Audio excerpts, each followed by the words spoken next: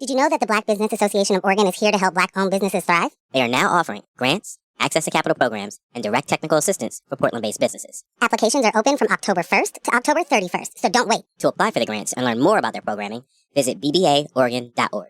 That's bbaoregon.org. This opportunity was made possible by Prosper Portland. Yeah, I'm ready. Wait, what did MJ say we're calling this again? Oh, right. No, I got it. I know we're live. Welcome to Monday Night Raw. Live. In person, live Raw.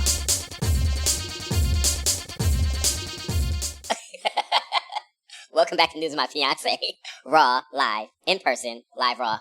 With Morgan Jones and myself, DJ Ambush. We are reporting live from the 5-alarm fire that is downtown Portland. Thank you for joining us. We really appreciate your support.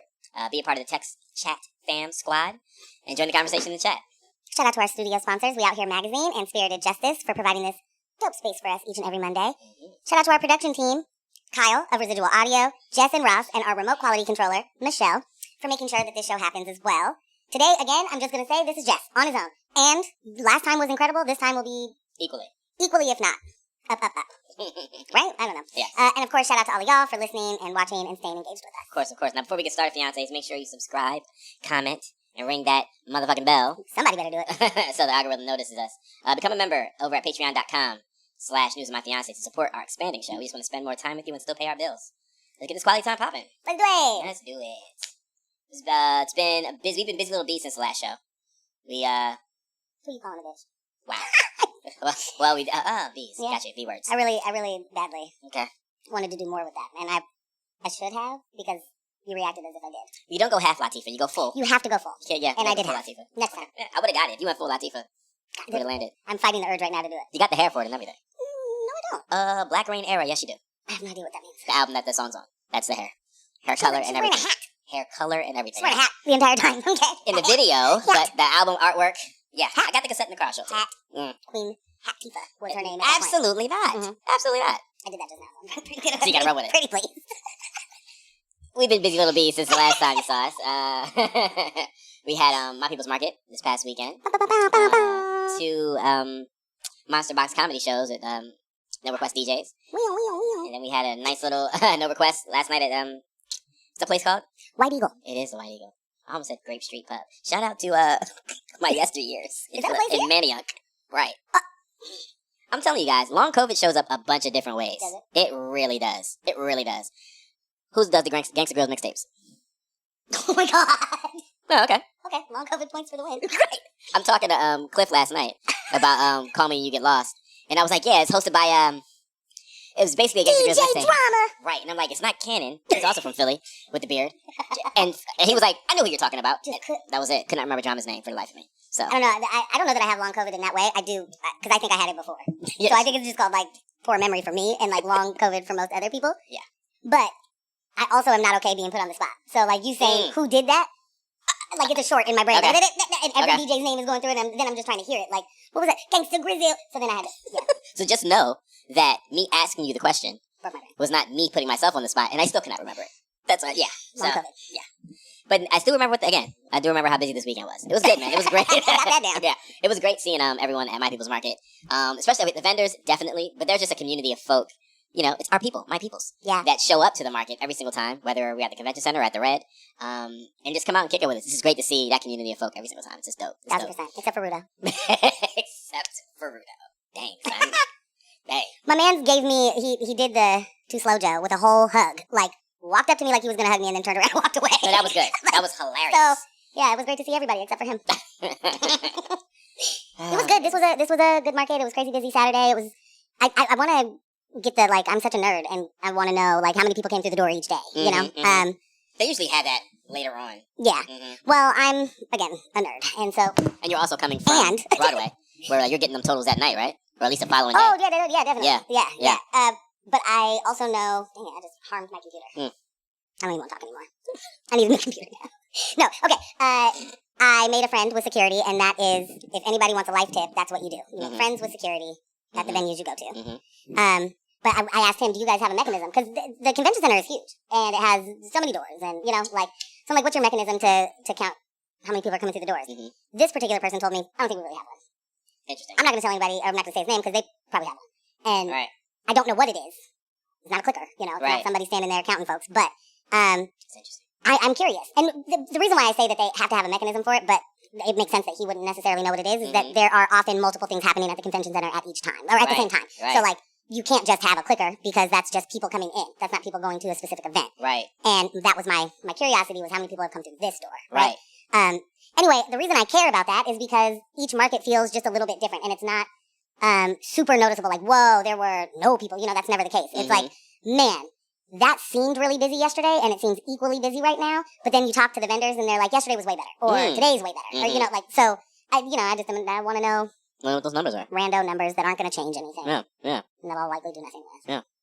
That's interesting because I know like you're saying different events happen at the same time, and I'm sure there are people like depending on whatever production company is responsible or hosting the events, they're going to have someone at their door, whatever their entrance is. Maybe not the entrance for the convention center, of course, but if there's an entrance for their hall, whatever their main hall is, they're doing a count there. When we do the Fan Expo or Rose City Comic Con, regardless of how many entrances, the main entrance will have like 4 doors, and then there's someone counting at those doors. Yeah.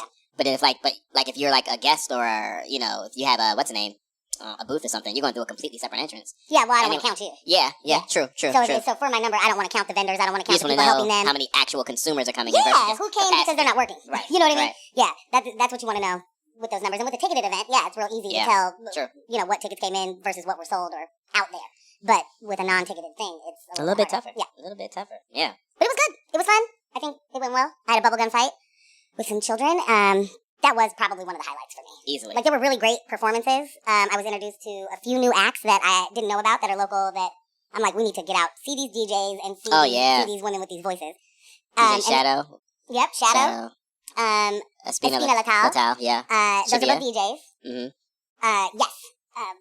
There were so many that were super great, and we can throw all those up somewhere else. But I was just trying to get to the bubblegum fight that I had. Oh, okay. Which I made a call out on the stage. Does anybody want to have a bubblegum fight with me? Because I'm going to be over here with my bubblegum.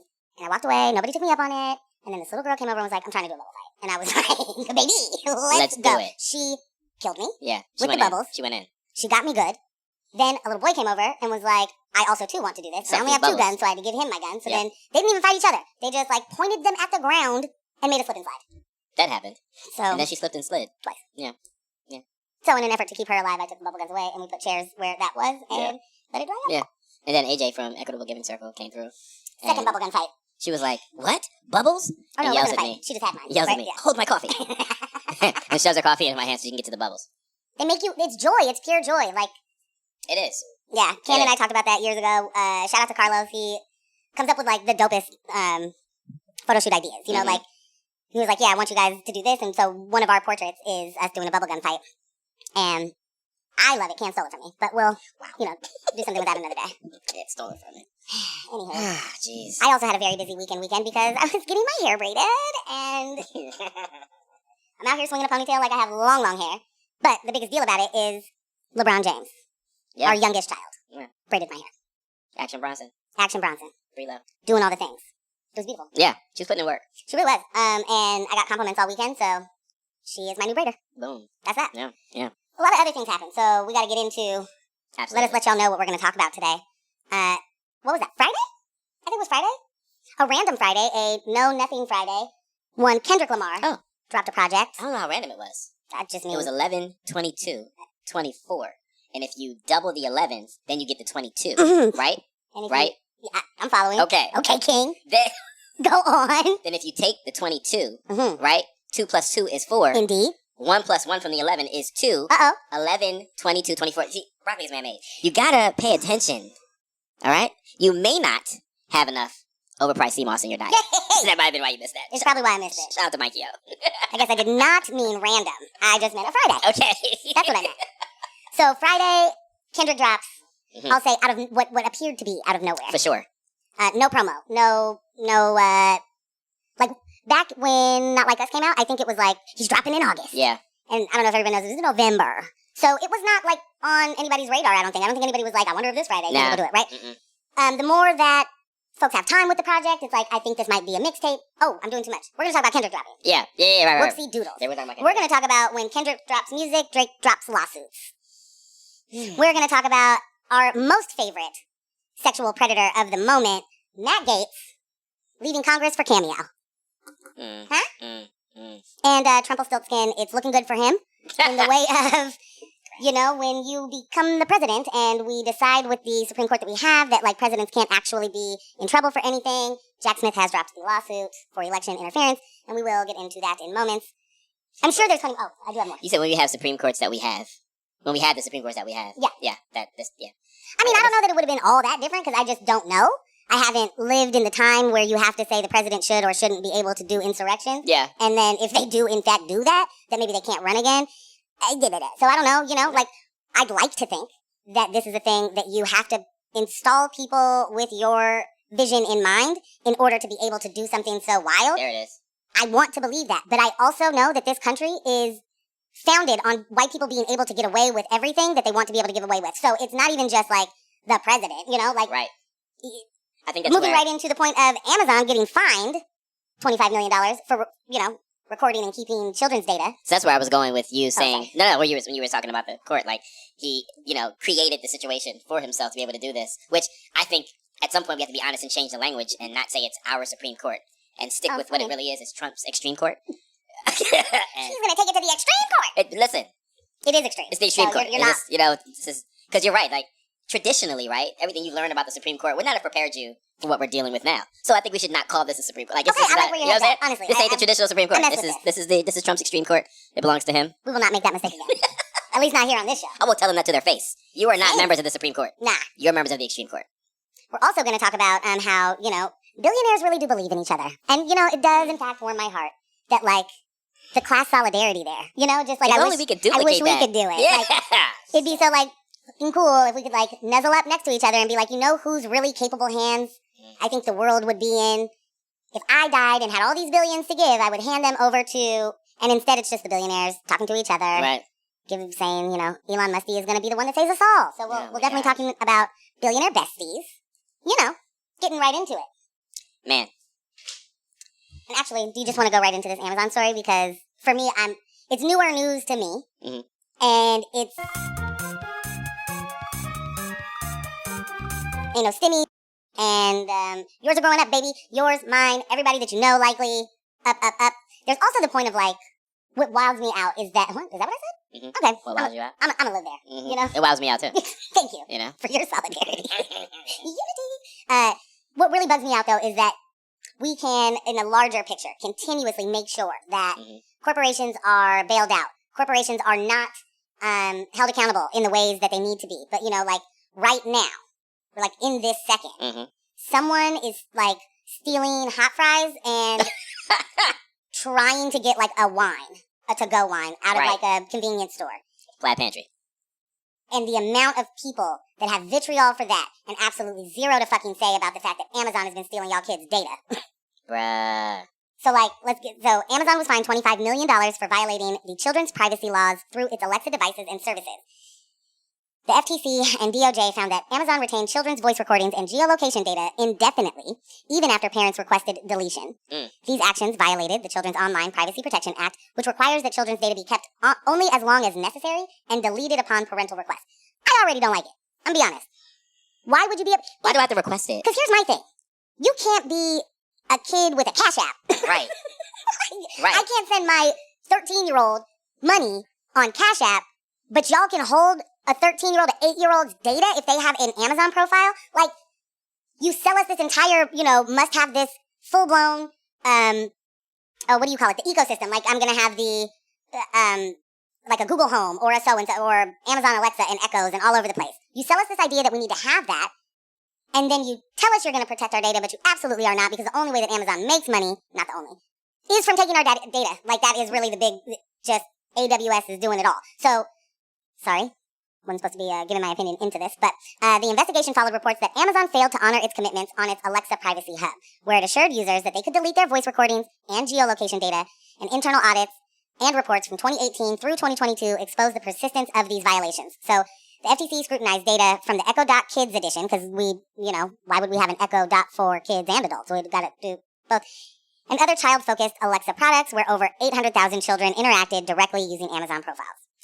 This allegation also included using this data to improve Alexa's algorithms without proper consent.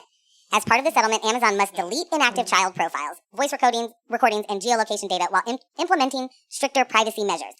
What does not do it for me, Amber? Deleting inactive child profiles, yeah, you should be doing that on your own. You shouldn't want that sitting on your server, whatever it is, right? Like, right. You don't want empty profiles. You should not have voice recordings. You should not have geolocation of minors. For you to be able to then improve your own algorithm and sell those kids more ads, not even a fucking little bit should you be able to do that. As a corporation, as a person, as a small business, nobody should be able to be exploiting the way that kids use technology to sell them things. That's like, what do you mean? And on top of that, you're taking their voices. And I absolutely refuse to believe that we're only doing that for training AI in certain ways. No. It's not for the chat GPT of it all. It's for when you're able to just do fake voices and deep fakes of videos and throw a different voice on there. Now you're going to be able to just create AI commercials, AI reviews, AI, like anything. And we won't be able to know the difference because that sounds like my kid. So from what I understand, like when I first started hearing about them capturing these kids' voices, like they'd already started using them in like AI commercials and AI For Amazon? content. Yeah, I thought that was Apple. And I could be wrong. I'm probably wrong. I'm sorry. I likely should not have said that. Whoa. I thought it was Amazon, yeah. Hey. I'm sorry. I should not have even said that because I'm not trying to spread any disinformation there or rumors. And sometimes we cannot just trust the memory, you know? So you're likely right. And I want to just backtrack that Apple statement. However, every single one of these companies and devices that have the ability to record us when we don't know that it's recording, right? To record us when we think that we've turned it off, to record us when apparently your kids, I'm a parent and I'm hawking Amazon to say stop recording and you're just not. Like, that's not the kind of thing that we should have to worry about. Right. And the thing that scares me about it all is that technology is not going to stop just because we are too stupid to figure out how to use it responsibly. Oh, no. You know what I mean? Absolutely not. And let me take that back because it's not too stupid. Technology is not going to stop just because we will exploit every single piece and bit that we possibly can and then abuse it beyond belief. So, like, we're in a bad way, and it's not because technology is not the problem. And that is a thing that I think that we get lost in, like, that there's a bad apple out there. Like, Jeff Bezos isn't the only bad apple. Like, there's a lot of execs making lots of money for those companies that are like, no, what we do is keep the kids' data, you know, and then we'll aggregate that from their 12th year to their 12th year in high school. You know what I'm saying? Like, there's stuff that's happening simply because capitalism trains us to exploit anything we possibly can. So it's people, places, and things, right? It's not just, I'm going to make this great product and the free market is going to allow me to put it out there and people are going to have, it's competition and people are going to have options and choices. That's not what this is. And it's wild to me that we have a whole board game that has lasted, I don't know, 1 billion years, Monopoly, that just is capitalism without the exclamation mark, you know? Like, we are taught how to do capitalism from the beginning as if it's a good thing. And of course we are. But we can have that and then not recognize what's happening around us and to us and how we add to it. And I'm not saying that you can't consume or be a part of the world, you know. I'm saying be more responsible with it. But that's it. Yeah, because we have to be, like, we were just talking about the election, we were just talking about the world, the ramifications, international ramifications. And having some, you know, disappointment in the world that we're delivering to our kids. Yeah. This is, like what you're saying, this is part of that. This is definitely part of that. Like, here we are. We can't protect them from the companies that exist right now. Nevertheless, what they're going to be dealing with 10, 15, 20 years from now. As it is right now, as concerned as a lot of us are, Amazon is allowed to do this. Like, to your point, what is our response? How do we protect our children in this moment? Right. You know?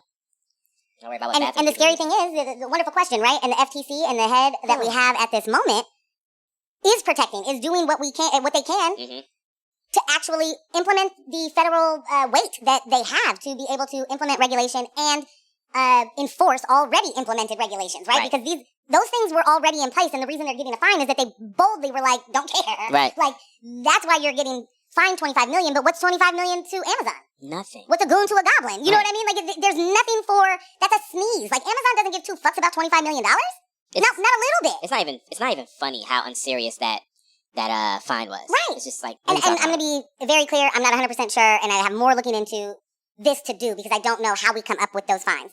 But to your point, the fines for organizations are never as big as they need to be. They are never as much money. There's never a time where the money devastates that corporation, no matter how much devastation they have put in their wake, right? So, like, you got 800,000 kids info, geolocations, all their internet data, but all their history. You got their voice. You're doing all sorts of stuff, and you get fined $25 million, and that's a fine that goes to the government. None of those kids get that money. None of those parents see anything. Right. It's not like anybody gets made whole. Somebody just gets punished a little bit. And for a company like Amazon, that's legitimately a smack on the back of the hand, and it's not a ruler. It's just a smack. It's a fine that goes to the government that is allowing you to do this. We looked this up before, and we were flabbergasted with how much they make a day. Amazon makes approximately $1.29 billion a day. Big B's. They make approximately 53 to 54 million per hour. Huh? And the fine was 25 million. That's half an hour's worth of work. Reel it in. You said 50 million an hour? 53 to 54 million an hour. Yeah. Amazon is currently the leader in e-commerce sales, accounting for 37.6% of the U.S. market. So back to my point, right? Like, the fact that you are able to be a organization that A, is able to get as big as Amazon is, as Google is, as Ticketmaster is. If you are able to continue to just buy up all of the innovation that happens, but I left out Meta. I meant to say Meta instead of Ticketmaster. But, I mean, tomato, tomato. Right? Yeah. Tomato, tomato. From what you told me, the exact same thing. Tomato, tomato. But if you are able to just buy up all of the innovation that's happening from smaller tech companies, from other people that have been really doing innovation. Like, hey, this thing doesn't work for me the way, and it doesn't work for the people the way that it should, so I'm going to make a way for it to do it. Those companies come in, purchase that tech, purchase that software, and then sit on it, right? Because I don't really need it. What I just don't need is the competition. Right.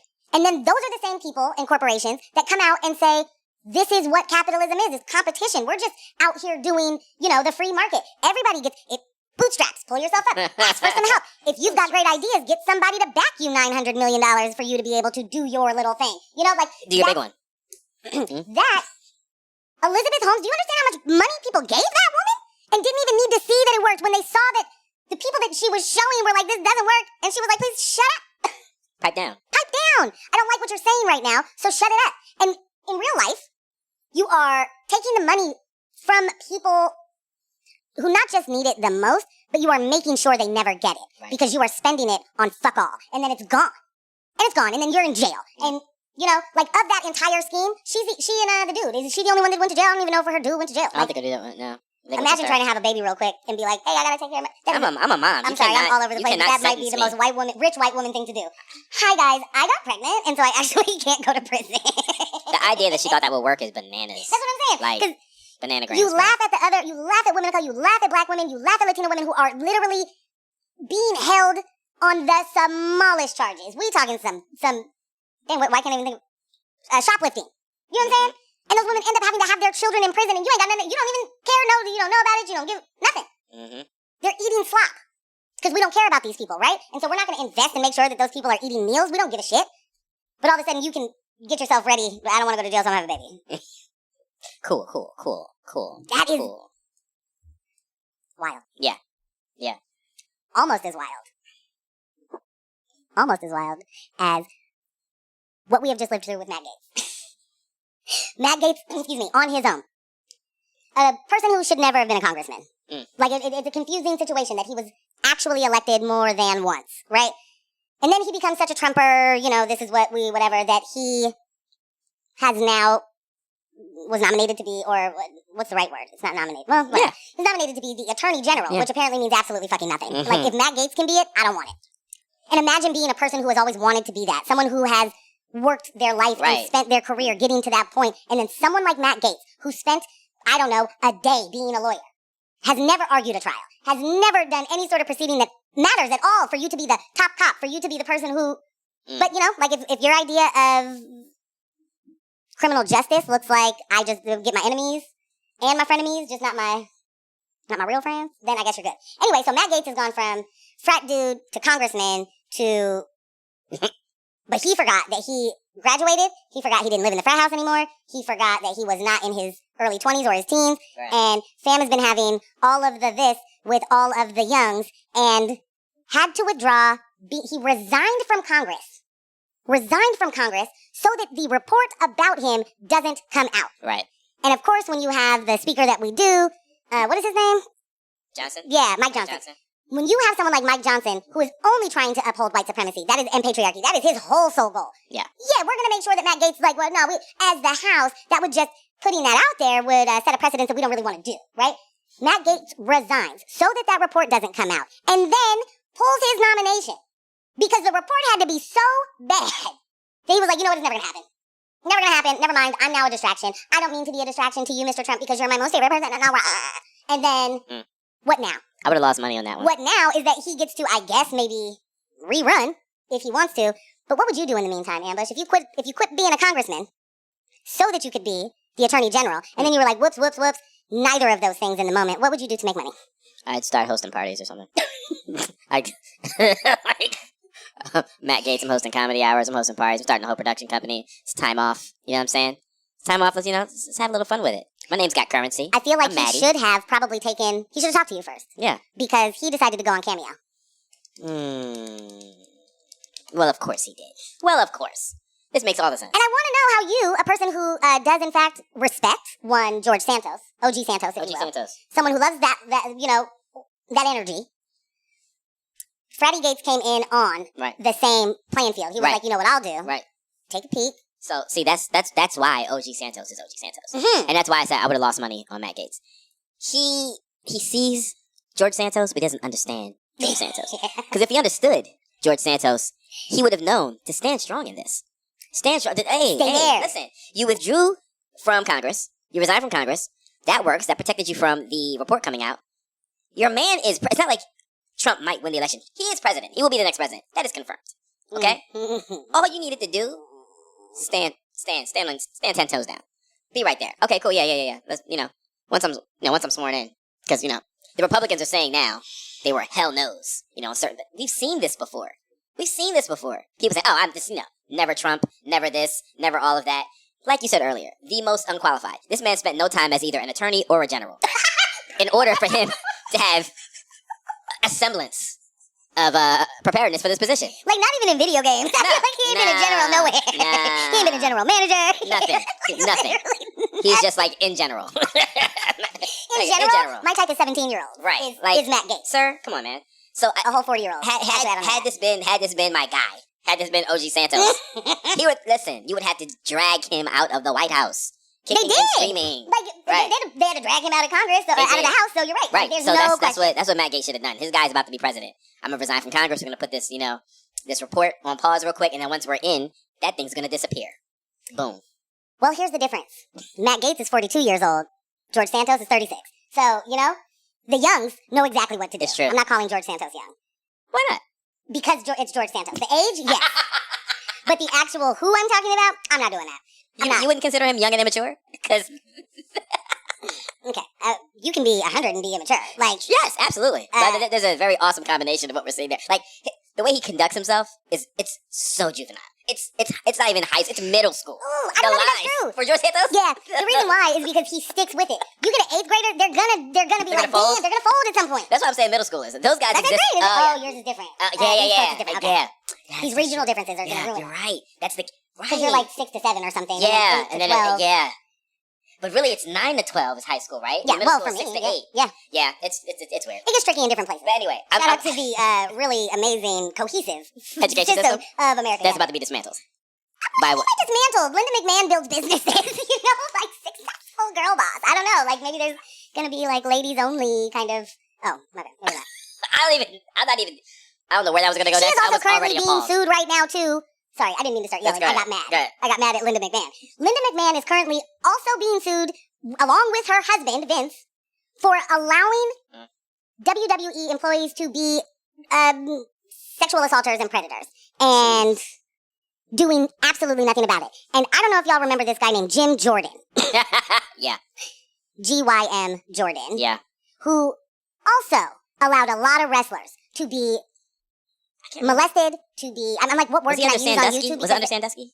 No. He wasn't with it. That's the word. Oh, wait, was he? Is that a...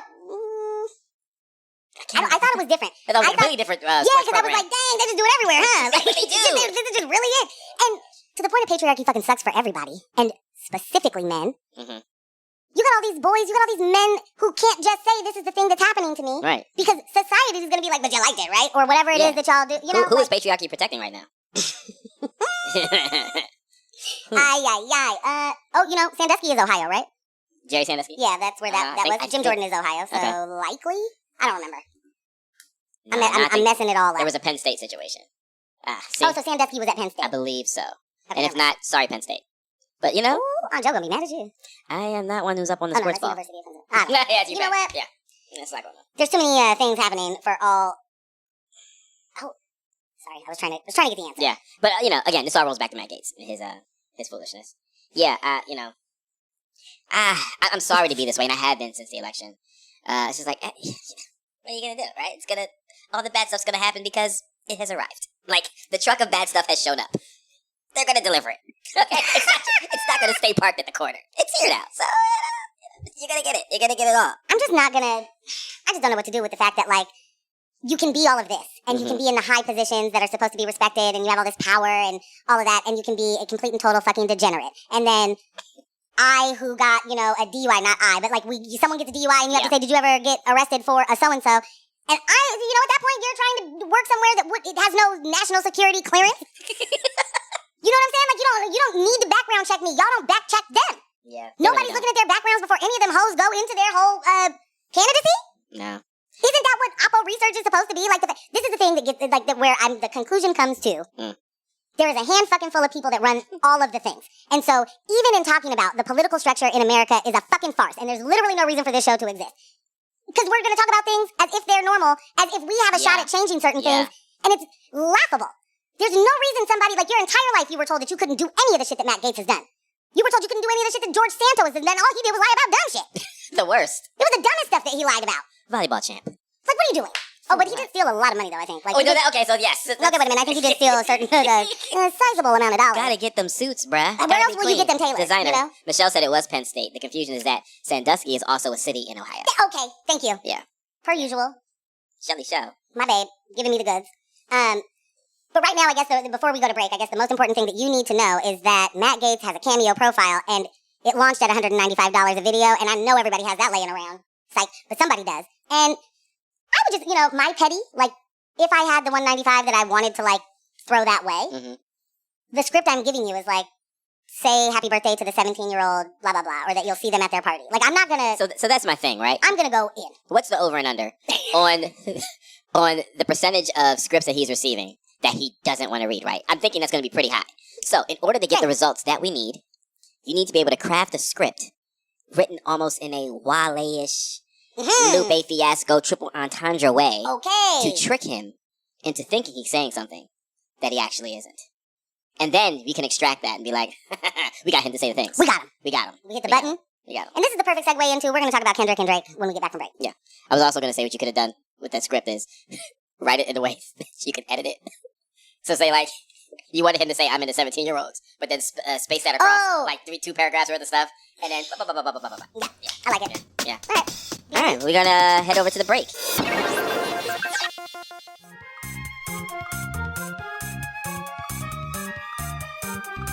And we back. What's the problem? So, what's so crazy about that is that was literally what I was about to do. Why didn't you join in? Because it caught me off guard that you did it. It was like, and not like, oh my god, she beat me to my line. But it caught me off guard like, oh my god, like, out of anything. I stole it from you, right from your brain. So I told... Osmosis. I told, last night at No Request, I told Elias a hilarity. That kind of like, it kind of like explains or confirms how much we are like puzzle pieces. And I'm trying to remember how we got to this conversation. Oh, okay, so we're talking about vinyl. Shout out to 503 Records. They came through last night with a crate of vinyl. And they're going to start coming through to a lot more of our events, especially the themed ones. So they'll be bringing vinyls, possibly some CDs and cassettes that match the theme of the event that we'll be spinning. So people could come purchase stuff right then and there. Nice. So that was really dope to have the crate out. And they were talking about, Elias was talking about his vinyl collection and how he needs to, organize it. And I told him, you should take a look at CLZ. I use CLZ. It's not an ad for CLZ, but I'd love the endorsement. I use CLZ to scan my comics. So hit the barcode, bam, it's in the collection. I know what I got. And he was asking me, am I doing that for to check the value and things like that, and for insurance purposes? I said I definitely need to get my stuff insured, but it's really so I don't accidentally buy duplicates. That's what it's really about, because I used to purchase a lot of duplicates. But we were just talking about. So he's like, so is it just for comics? I was like, no, actually, CLZ, you can. They have different versions of it. So you can do books, you can do video games, you can do DVDs. And I was like, yo, when me and Morgan moved in together, when we combined like our DVD collection, like further confirmation of how alike we are were the amount of duplicates that we had in DVDs. It was like, oh, of course you have a copy of this, and of course you have Juno, and of course you have Talladega. Like, it was just like, so I told him, I said, all of our DVDs are in storage now. I said, but before that, there were boxes of nothing but duplicates. That it was just so wild. I said, he's like, well, who has the better copy? Well, I have kids, so I'm going to assume that she has the better copy. But I'm going to assume that even with having kids, I'd have the better copy. Oh.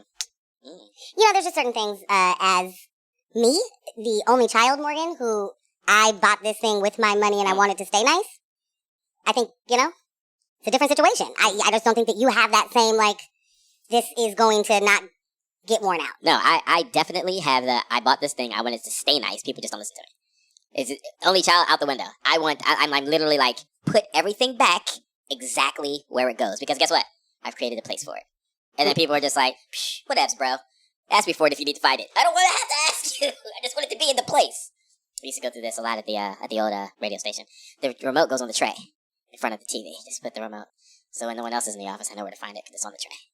But when you have kids, you gotta pick your battles. You're not wrong about picking battles. Especially when they're that young, I just be like, I think I've said it to you 4 times this hour. Not even this week. 4 times this hour. So I'm gonna, hey, you know what? Can you just go wash your hands for dinner? All right, cool. I'll pick it up myself. Thanks. So speaking of things that you do multiple times an hour, Kendrick dropped GNX on Friday. I've listened to it multiple times. Yeah. Since Friday. Yeah. I've listened to it multiple times today because it's great. But I left a thing. I had a family thing earlier today, left it on my way home, and I see the news that our brother, our border brother. I'm waiting to see. I'm like, what are you about to call this? Our border brother.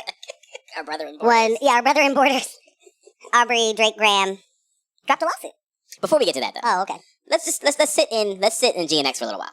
Okay. Yeah, let's sit in GNX for a little while. I'll follow that lead. Yeah, because you're right. It happened to us on Friday, right? We didn't have that planned. We're recovering from Thursday night. I got to drive to Salem Friday night. Mans just drops it. And the way Kendrick has been conducting himself, when you get that text, K-Dot just dropped, it could be anything. You don't know. Did he drop a teaser? Did he drop a video? Did he drop a single? Did he drop a diss track? Mans dropped an entire project. Unannounced. Completely unannounced. Just completely unannounced. Caught us all unawares, right? And I didn't listen to it that day. I had to drive to Salem that night. I ended up listening to it that night in the car by myself on the way down there. Oh, love that for you. Yeah, man. And I remember when I got back home, either it was that night or the following day, I said to you, because you were saying how much Ken was saying he liked it and what vibe it put him in. And I said to you, MJ, you're going to love this album. And the reason I said that is because, as I explained to Ken before, I'm an East Coast DJ. I'm an East Coaster. Been there 40 years. My relationship to West Coast music and West Coast culture came through the media, came through magazine, came through music videos, movies, things of that nature, and came through different, musicians that I was into, different hip-hop artists I was into. Then J-Rock dropped 90059, and for me, it was an update for me on West Coast culture. It was like, oh, this is what's happening now. Holy smokes, I'm loving all of this. When I heard GNX, I was like, oh, this is what's happening in LA on Kendrick's block, specifically. Like, it felt like more of a microscope into that culture. And there have been times before now where I felt like someone cracked the door open and I was able to peek in, like, oh, that's what y'all doing here. Not Like Us was definitely one of those moments. But the most pivotal moment for me, also delivered by Kendrick, there's a through line here, was Paramedic by SOB. SB, RBE, SOB, yeah. Yeah, you was there. Like, Paramedic, I get chills talking about the song. When I first heard it, I was like, okay, all right, the way they're hitting the cadence they're hitting is a little interesting. The way these rhymes are falling, they're not starting on beat, but they're ending up in the pocket. What's going on here? And then that bass line came in and it was undeniable. I did not understand what I was experiencing. I didn't understand that my body was submitting to a bay bounce. Like, it was doing things. I was like, I don't even move like this, but how else am I supposed to respond and react to this? So that came back with Not Like Us. They Not Like Us. And I'm like, okay. And I watched a lot of East Coasters say, I don't understand what the big deal is.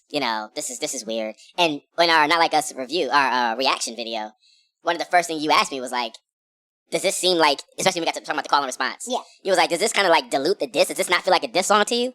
And I'm like, it's the exact opposite. This is an amazing diss song because we are partying. Yeah. We are partying. And not to like hang in on that song too much either. Like me and Elias were talking about that along with this project.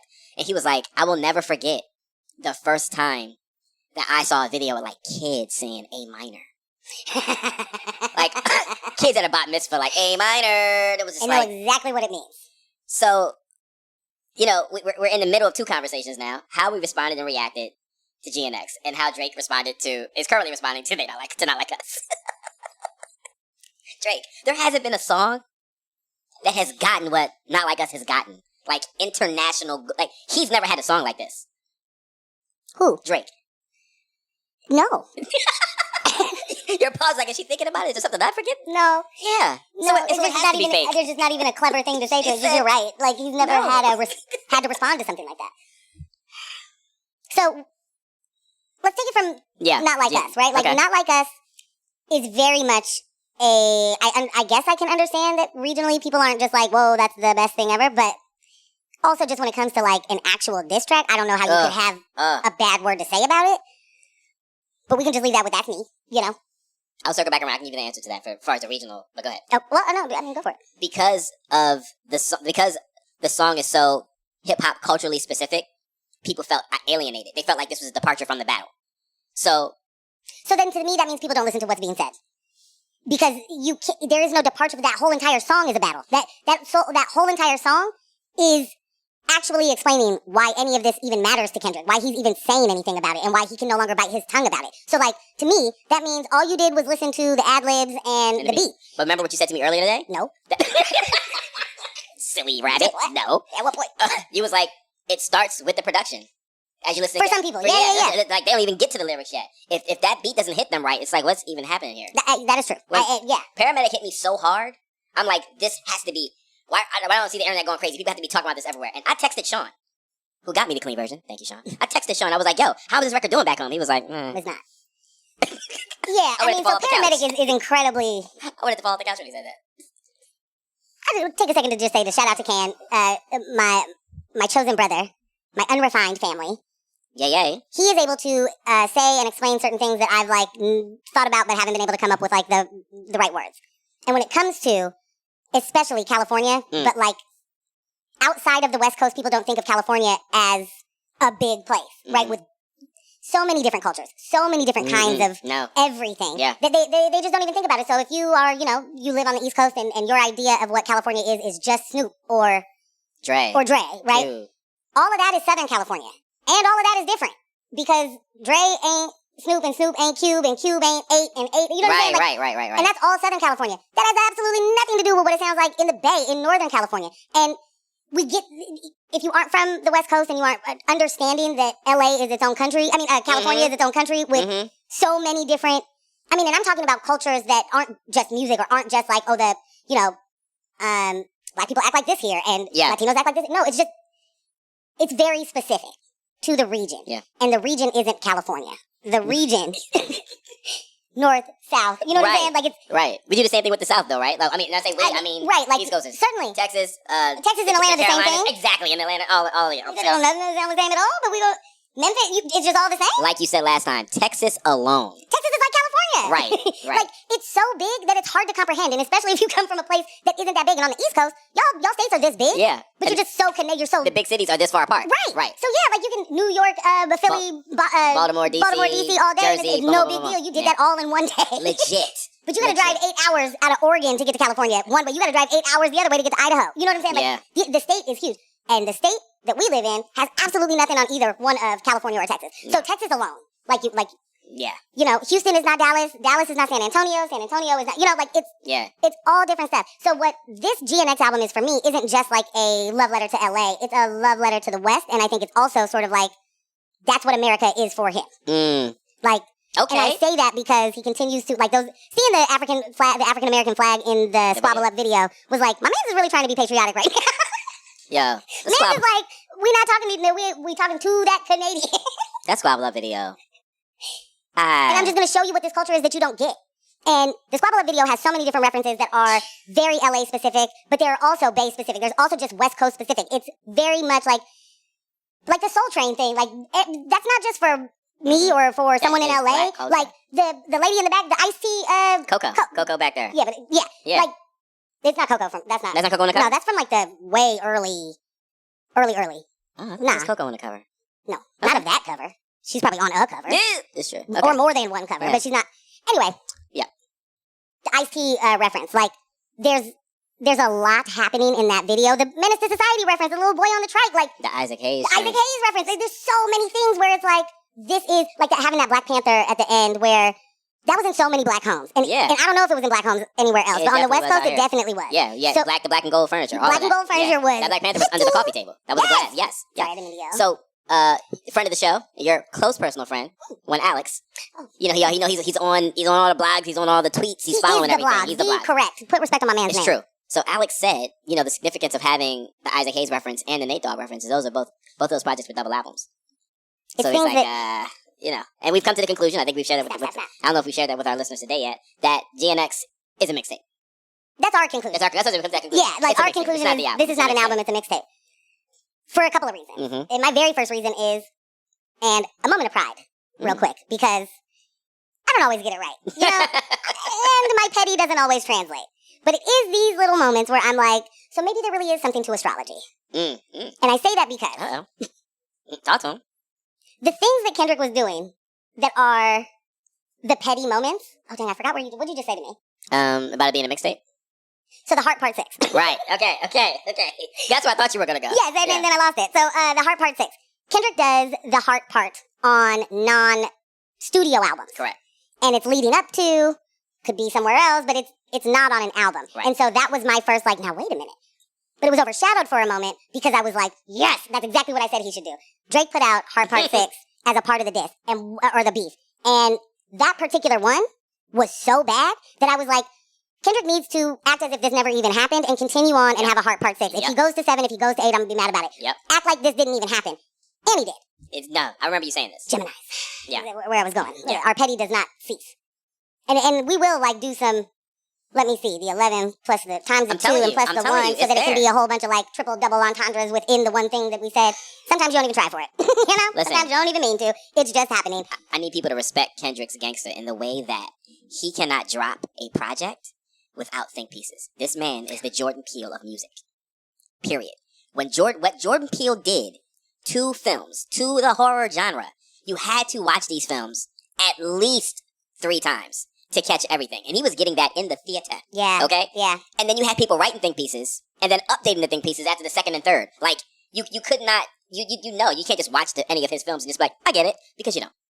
Kendrick is doing that now. When I saw the video, I only watched it once. I refused to watch it a 2nd time. It was so much happening. I was hit with so much at once. There's a lot going on in here that I recognize that I'm excited about, but I know I'm scratching 15% of this. So I'm going to chill. Wait for the tutorial. Wait for that to drop. Right. And then go back and watch it and be like, whoa. This man, for anyone that is stuck in this whole, I don't like the voice he's making. Anyone that doesn't they try to downplay or make fun of people when they're like, it's just over your head. You just don't get it. Right? It is literally over your head. You are not getting it. Now, why it's over your head? There could be several reasons for that. Right. Okay? The fact that this is a culturally specific project. Am I on my camera? Am I here? Okay. Get it right. It's okay if you're not centered in this. Oh. It's okay if your hip hop experience is not centered in this hip hop album. It's okay. Oh. It's okay. It's all right. It's all right. Right? This is a global phenomenon. It's a multi-billion-dollar business. You should not be able to get every hip hop album on the first listen, and it should not speak to you specifically every single time someone drops a project. That's dumb. That's a very small-minded thinking. I'm able to listen to this album and know that it's not created specifically with me and my East Coast experience in mind, and be really excited about what I'm going to learn from listening to this album over and over again. And watching that video. I am excited. It's like, and then hearing you and Can talk about it, first off, I'm back in another episode of Unrefined Sophisticates. I'm just a fly on the wall, and it's like, and then what that mean? Stomping feet. What? Whooping feet. What? What's going on? And then, what? Freestyle music. My experience with it was completely different. What's going on? Can I say something as a person from the West Coast, as a person from a place in the West Coast that doesn't I think that I've said this to you before, but in growing up in Portland doesn't have and it didn't specifically then have its own sound. Right. Like, I think regionally there was always, not always, but there was this, that East Coast listens to East Coast music, West Coast listens to, there was this regional difference. Yeah, very little overlap. Here, I listened to everything. Everyone I was with listened to everything. There was no, oh, I can't listen to the Locks because they're not from here. You know, I think that there is a centering that the East Coast does, and very specifically New York, that is we started this shit, we the ones, we do it the best, and so they really do center themselves in all things, and so if they don't hear a thing that is popular, if they don't hear it in the same way or they don't get it, it's just trash, and that's wild to me, because it's 2024. This has been happening for too long, and there are way too many dope, different people from different regions, y'all be linking up with each other, and you're still out here on some, well, I don't get it, so is we. You get to, as New Yorkers and as the East Coast, show us your culture all day, every day, and it's very reminiscent, and I know this is going to, ruffle a feather or two, but it's very reminiscent of, representation is important because y'all are the default. Mm-hmm. And so, if you're the default, you don't think that anybody else is going to have a problem finding the doll, or the music, or the movie, or the shoes, or whatever the thing is that's good for them, right? Or that reflects them. So, go back to the doll thing. If you are a black or brown kid, it used to be really hard for you to have a doll or a toy that looked like you. Mm-hmm. So much so that my mom made me one. I can't go buy this for you, so here. What was her name? Baby Brown Katie. I still have her. She's incredible. Anyway, you're the default. So if you are the white babies on the shelf, and everybody goes to that because that's the default, because all babies are white, and all, you know what I'm saying? Mm-hmm. All rap music, all hip hop music isn't from the East Coast, and it isn't. That doesn't take away from anything. It's just adding to, and the culture is that big, and it's that impactful. And I wish that we could sit in that, and how big the impact was, rather than how come you're not doing me right now? Right. And this right here GNX is the West Coast. It is LA. It is lots of different influence from the West Coast there. But so as a Portlander who got to listen to everything, it wasn't weird that I listened to, at least for me, it wasn't weird that I listened to all of the things. And shout out to the black music businesses that were here, where we got to just walk into a store and they would tell us what happened that week. Oh, but Outkast dropped, and so did so. You know what I'm saying? It just wasn't weird. Yeah. And for us too, there was a degree of diversity in what we had access to when we went into these stores. But again, like you said, because East Coast, especially New York, is kind of centered in the hip hop experience in those pivotal years for me. Yeah. You also had the presence, or when I say not the presence, but the part that radio played in all of this. You know what I'm saying? Radio played a huge factor in making sure we heard what we heard over here, and y'all heard what y'all heard over there. Absolutely. You know what I'm saying? They were boxing us out. The majority of West Coast exposure I got, MTV Raps. Okay, yeah. Listen, yo, I'm seeing videos from artists, albums I got cool. The first time I heard I'm Your Puppet, I had that video recorded. Who's that? Because High C. Yo, I played it last night. Elias was like, come on. I'd have lost my mind. I'd have lost my mind. I ain't heard that song. Yo, that's Yo MTV Raps. That's to me I know what this is. That's fair. But it's on the countdown. You know, the other day, okay, real quick, this is completely unrelated to Drake and Kendrick, but is to that point that P-Lo put out, what is it, a Bay Celebration. I can't remember the name of that song. Oh, the Posse Cut? Yeah. Yeah. But it was a update. Yeah, thanks for bringing it up.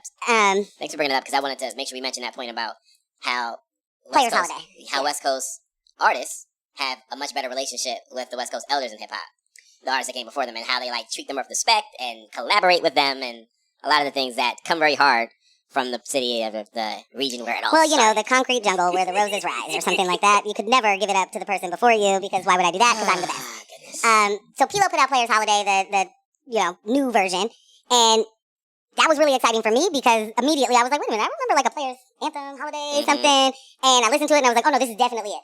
So I showed you the original. Right. Who was in that? And the one that got me, for you to just be like, that's Rappin' Forte. And I was like, get me out of here. Why do you even know that? It makes no sense that you know these people. Yeah.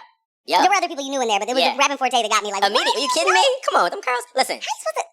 And again, credit to what BET used to be, and credit to Rap City. I wasn't getting that from MTV as much. No. MTV was hip hop / pop with the radio singles, stuff Rico Suave was on the countdown for rap. Long time. MTV Raps. Yeah. You know what I'm saying? Long time. So, right. So, Rap City, they did a really, really, really good job of curating that countdown to include the entire U.S. So, when I see, Rappin' Forte, it's okay, because first off, if you're on the countdown, that means something. Oh, definitely. So it's like, okay, all right, you want a countdown? All right, this some West Coast stuff. It's kind of all right. Okay. So now I'm in the record store. For me to see a project from anybody from Death Row, I'm going to pick it up. I got to see who's on it. Yeah. And I can't even remember how I got to Cocaine and whose project I saw him on. That's Cocaine with a K, y'all. Cocaine with a K. I don't know whose project I saw Cocaine on that I was like, oh, so once I saw his cassette, oh yeah, it's Cocaine. I'm copping that. Right. Bam. Right. Yeah. Easy. Yeah, the razor blade on the vinyl. I'm copping that. Give me that. What? And I still have it. I mean. Right. Come on, man. So to get back to the GNX of it all. Yeah, the GNX of it all. There's this album that has come out. That album does not have Not Like Us on it. Oh. People were commenting already like, you know, and he didn't even care, like, you don't have to put that on there, da-da-da-da-da. As he drops GNX, which does not have Not Like Us on it, Drake dropped a lawsuit claiming that Universal Music Group did the RICO. They did, paid for play for bots. They paid for, did the payola and paid all of these other places to play that song. And that Apple, I think it was Apple. Oh, now I need to look. It's either Apple. Yeah, no, it's that Siri. They're saying specifically that Siri would redirect. So you would ask for a certain song and it would give you Not Like Us. So these streams are fake, is what Drake is saying, which is an interesting way to go about any of this. It is as if almost he missed the point completely of the song Not Like Us. It is almost as if he missed the point completely of what this entire beef even means and what it was doing and what it has exposed. It's almost as if he doesn't understand how far outside of the culture he actually is. I don't think you heard the song. I'm gonna say that. I don't think you heard that, John. Never heard it. Nah. What's happening over here? Is this you trying to remember what you need to say? Yes. Okay. This is me trying to remember what I had to say. Go for it. But also, crossing my fingers and everything I can possibly cross. That when we get the album that is on the way, that will actually have Not Like Us on it, it will have what I've been praying for since the Amazon concert, the Not Like Us remix. Ah, yes. I'm still holding out for the Not Like Us remix. Because, good grief. Good grief. Even if it's just, and I don't mean to say even if it's Black Hippie, like, I need. Yeah, you don't mean to say even if. Yeah, I need the Not Like Us remix, man. I'm not mad at the Not Like Us remix, but what Kendrick told us on GNX is that Black Hippie didn't work because of him, and so I am a little salty. I'm be honest. I love the accountability. I love the accountability. I love that no one else had to say that. Very much same. Yeah. Also, 2 plus and, could you get your shit together? Could we, just for one. Just for one album. Just for one album, like not me, us. You know what I'm saying? Like that's, everybody as a collective wants that, needs that. Yeah. Give us the goods. I'll say this, I expected on this album to have some of Black Hippie, but not necessarily a song, just like that J-Rock or Schoolboy would be on there, maybe Absol. But what did we get instead? Every new LA rapper that is popping. That's what we got. Which goes back to your theory of this being a mixtape. Yeah. Putting on the people, though, and that's what he did with RBE and SOB, putting them on the Black Panther soundtrack. Don't feel to break up. Well, you know, fame does things. Money does stuff. I'm not even trying to figure that out. I just know that when you're young and things go crazy, things go crazy. But that song? That's a thing that I'll never not listen to. No. That's the very second I heard it, I was like, this cannot be on an actual soundtrack. You're like, how did they let this on here? They didn't mean to put this on here. Oh, this is Killmonger. Killmonger put this on here. I get the theme now. Right. Got it. Did that even appear in the film? I don't think so. Right. Maybe there was sound when they were in Oakland, but I don't know. I don't remember. I'm watching that tonight. Go ahead. I'm going to sleep tonight. So enter Drake. Enter Drake, who I think that, you know, we are living in a polarized world. So there's a lot of people that are like Drake totes one, and there are a lot of people that are like Kendrick totes one. And I think I'm not going to try and convince anybody of anything. I think that it's obvious when you start something and then you try and end it like you didn't start it, and like you bored with it. Like, oh, you dragging it. I've moved on. I don't even care about this. Oh, you're still talking about this battle. Listen, you didn't put your mom on it. You know what I'm saying? You did care so much that you had your mom say, I don't really think you should say this word. Like, you made a whole fake text message exchange between you and your mom. Like, you're pressed, my man. Morgan, you're big pressed. Morgan, are we in a simulation? Yes. The things that Drake has done in the wake of what Kendrick has orchestrated here has literally been the things. Kendrick said, you go to this particular island. Said you do these things. He was like, no, I don't. And then he's like, hey guys, I'm done with this battle. I'm going to go to the... What? Huh? Well, he is done with the battle, but he's still feeling the scars. I mean, like, he did a stream with XQC. I think that was yesterday. At least that's when I saw things about it. That's what I mean. It's simulation. It's all unreal. It's unreal. It's unreal that he keeps following Kendrick's script. Is it Euphoria that was really the first one from Kendrick? It was like, he did like that. And then Drake responded with push-ups, a while later. And then he did Tailor Made. Yeah. And then Kendrick did Euphoria, right? And then we got 616. But I don't care about any of that. What I'm trying to say is that in Euphoria, he says, the rapper we once knew is now spiraling. We've done nothing but watch this man circle a drain since he said that. Man, like, he has just, like... Man's dropped 100 gigs of content and no one cared. Imagine the world's biggest pop star. The world's biggest pop star drops 100 gigs of content. Who cares? People were bored. People were like, why'd you even put this out? Should have made it a leak so they didn't have anything to do with you. You should learn from Chris Brown with that long-ass project he put out. People were like, this is like 50, 11 songs. I'm not listening to all of this.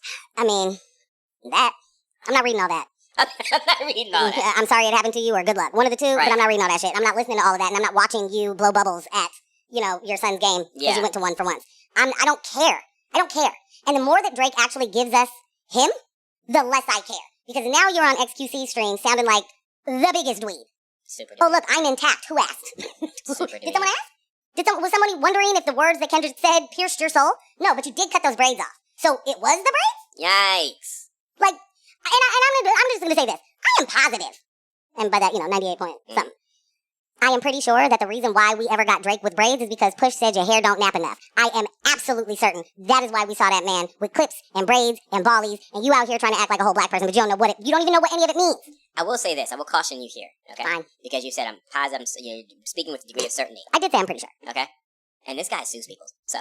He's very litigious. Yeah. Suck my dick. You can sue me for the hair ties I have, my man, if you want to. But in real life, shut our podcast down. man needs to grow the fuck up. Like, you are getting bullied by men who don't even care about you. Yeah. And you are trying to act like you don't know that's happening. Right. Like, I'm not going to sit back and act like I didn't know that you didn't have braids before Push told you that you couldn't have them. Bruh. And you getting clowned by someone who has had the same Miss Seeley braids for his entire career is funny on its own. That on its own is its own situation. Same, its own situation. For sure.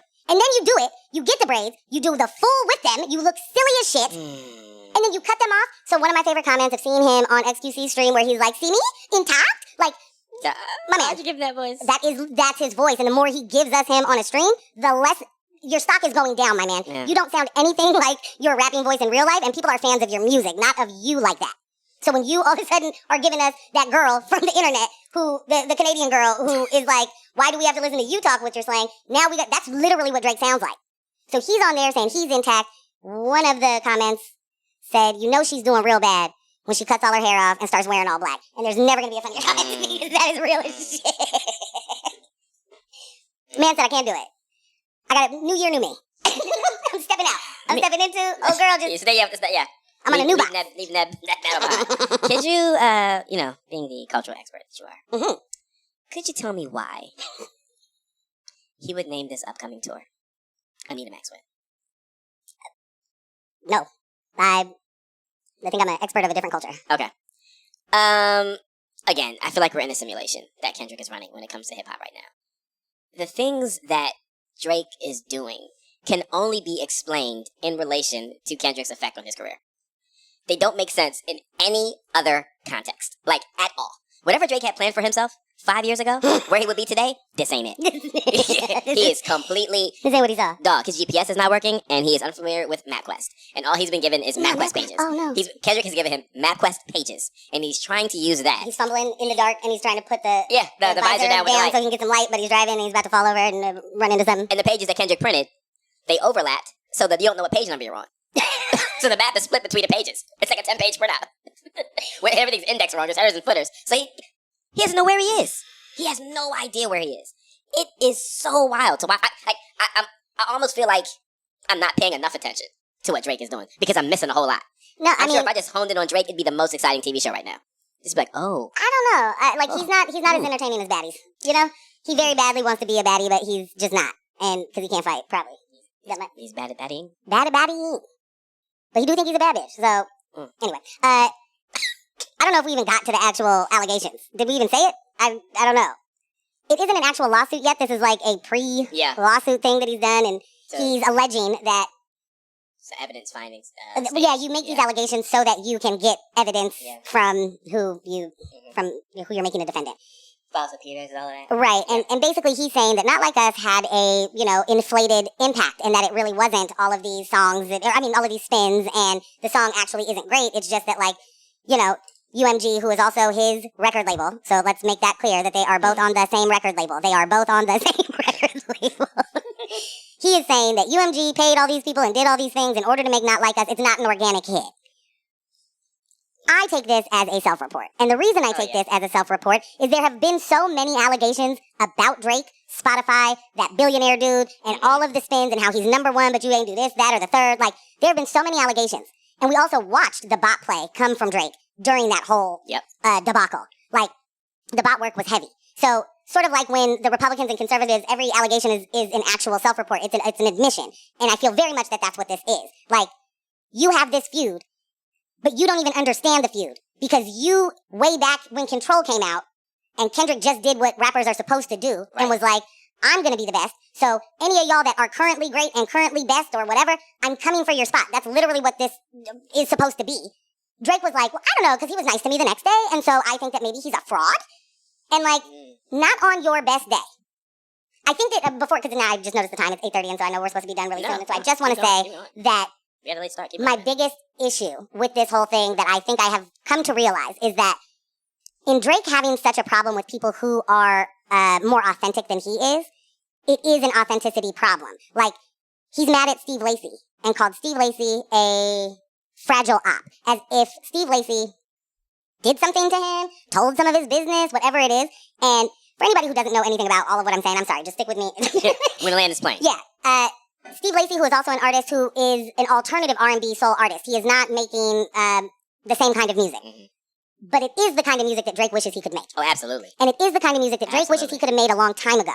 But Drake would have never hit with that music in the same way, and it would never have given him the popularity that he has now, to be clear. It's not inside of him. He can't do it. And the reason why you don't like or don't understand seeing Steve Lacy on the pop-out stage, where he is very much the on the spectrum, not looking like a gang member, not looking like a man from the hood. Like, he's literally just does not... Steve. Right. Golf Wang. Yeah. You know, like it's the finest Golf Wang. And this is the thing, that's its own subculture with us.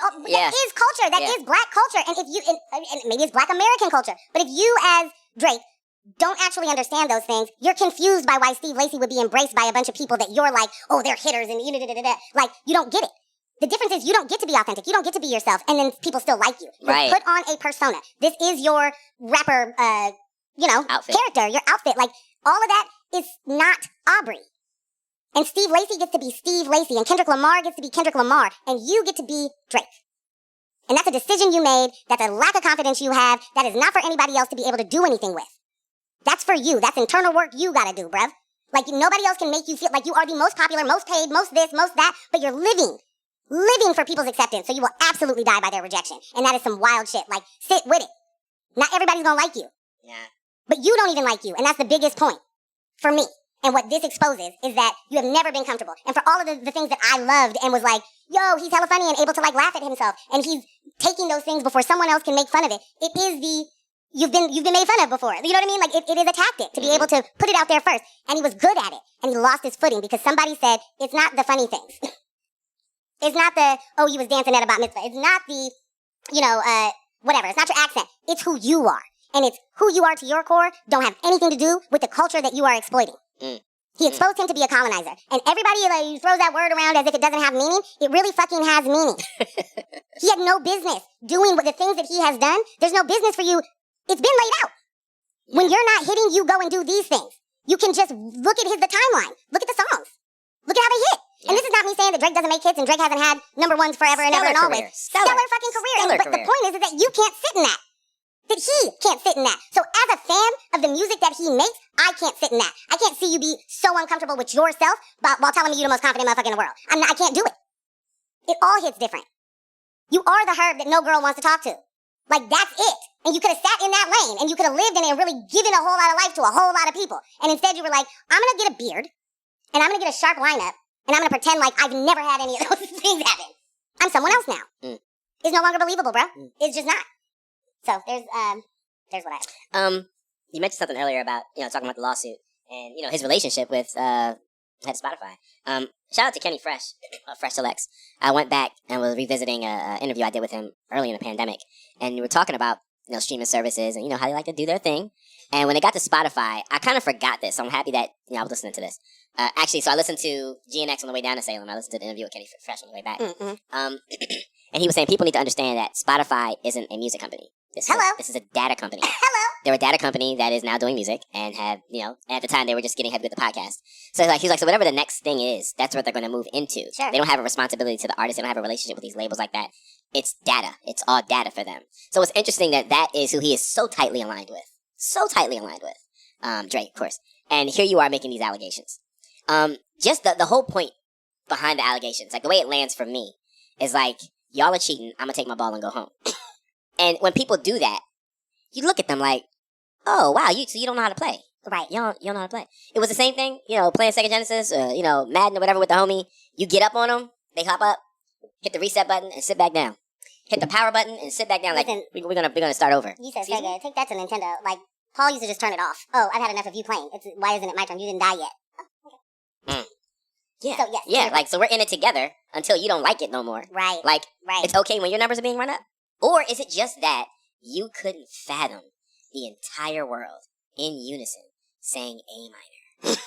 Well, nobody wants to be called a pedophile. Nobody wants to be called pedophile. A PDF. Kyle, when you edit this, PDF. A PDF file. To your point earlier about, like Matt Gaetz, right? And another PDF file. And, Mike Johnson's response saying, you don't want to set a precedence. Right. By responding that way. The precedent has been set by the behavior. Hello? Okay? Drake, we are not calling you something you haven't been doing in public for us to watch. Right. This grooming behavior has been very public. Tim said, say Drake, I hear you like him young. And you know what he did? His response was, I knew you'd bring up that Epstein shit. Oh. No one mentioned Epstein, bro. Oh. But thanks for that. Whoopsie doodles again. That's what I'm saying. This is a simulation.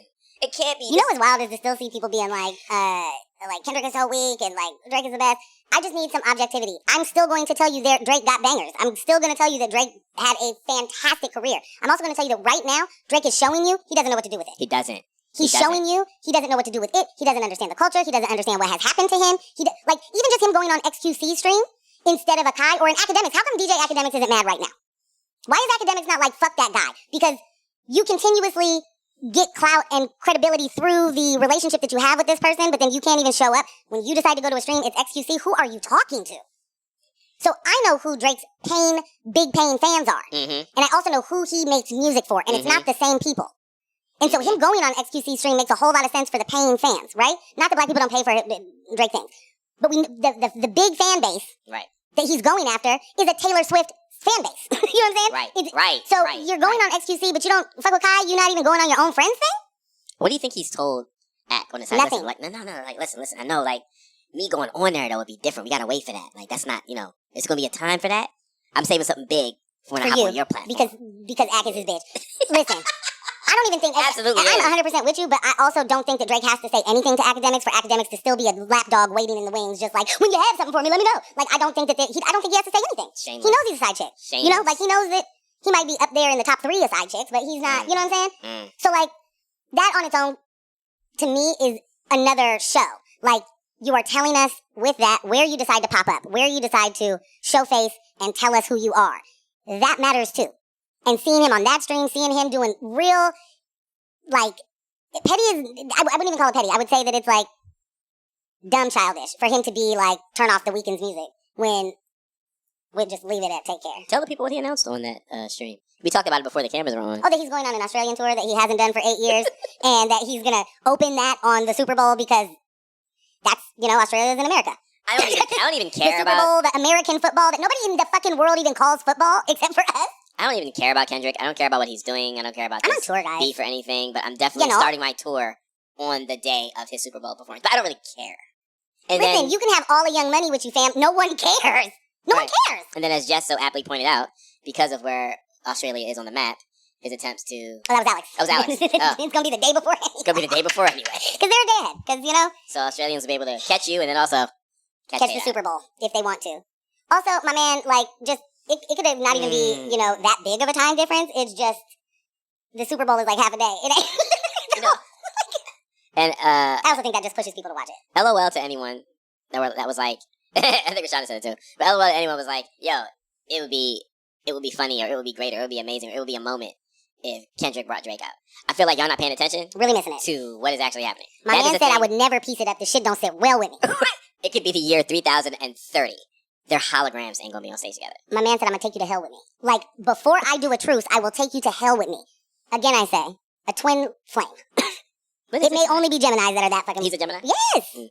Yes! Anyway, we're way past. We're way over. I understand the energy. We need Jess to be able to go home. Yeah, it's true. Everybody else has to be able to continue on with their night. It's true. It's true. You know? So, that's another one. In the books. News with My Fiance. Monday night. Raw. Live. In person. Live Raw. Thank you for spending all of this time with us. Yeah, man. Thanks for sticking through our technical issues, too. We started late. That was on Ambush. And then, yep, that's all. It's your fault. This episode was made possible by our in-studio crew, Jess, Yeah. and our remote quality control, Kyle G, Michelle, and Ross. Shout out to our studio sponsors, We Out Here Magazine and Spirit of Justice, for hosting us each Monday. And of course, big thanks to all of you watching, listening, and staying engaged with us. And keep doing that. Stay engaged with us all week long. Follow us on Instagram at News with My Fiance. Follow Ambush at ScamBeezy. Follow me at Portland Morgan. And become a member on Patreon if you want to sock it to our pockets, or if you just want to be a free member, which we absolutely love and appreciate, over at patreon.com/newswithmyfiance. And shout out to our current patrons. You know, Yes! we got Ella in the building, we got Ross, we got Michelle. Thank you so much. Rolling in the dough. You know what I'm saying? And again, hop on the Patreon. There are all different levels. There's even a free entry level there. You can catch some content there. But you know what it is, man. Don't let the individuals distract you from the systems. Poverty is a policy choice. People have profits. Power to the people. None of us are free until we are all free. We will catch you. For Tom Harmon. We will not catch you this Thursday at 7:30. No, we won't. Because it's the day off. It's the day off. Where you might eat with some folks. You know what I'm saying? I got a turkey to work on. You know, the recipe is splendid. And yeah, I hope you guys get to enjoy some time with the family as well. So we'll catch you back here next Monday. Bye! Thanks for tuning in. And you can catch the show streaming live on YouTube every Monday night from 6:30 p.m. to 8:30 p.m. And our podcast episodes are available everywhere you listen to podcasts except Spotify.